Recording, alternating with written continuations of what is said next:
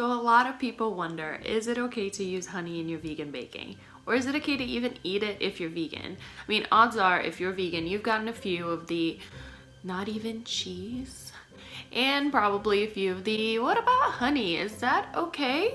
So today on Ask a Vegan Baker, we're tackling that. Is honey okay to eat? Is it okay to use in your vegan baking? And if not, what should you substitute it with? We're tackling all of that. So let's find out. So can you use honey in your vegan baking? The short answer is that different people are gonna have different opinions about that. And believe me, they do. If you go online, you're gonna see vegans arguing on both sides on whether you should or should not eat honey. Personally, as a vegan and the owner of a vegan bakery, I don't use honey in any of my products, and here's why.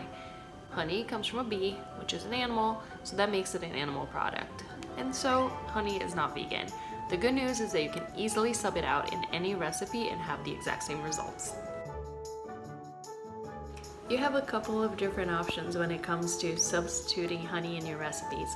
One of them is my personal favorite is agave. It comes from a plant and you can sub it out 1-for-1 in any recipe and no one will even notice. It has the same kind of sweetness, the same kind of texture. Another option, if you want to go another way, is maple syrup. But maple syrup does have a very distinct flavor, which tastes amazing, by the way, but you have to be cognizant that that kind of flavor is gonna come out in your recipe, so you have to be aware of that. So there you go. Is honey okay to use in vegan baking? That's gonna be a personal choice. I personally don't use it because it comes from a bee, so that makes it an animal product. The great news is that you can sub it out for agave 1-for-1. It's gonna taste exactly the same, and then you can have a really delicious cruelty-free vegan bake completely 100%. I hope this answered your question and that you liked this video. If you did, make sure you give it a thumbs up and subscribe to the channel.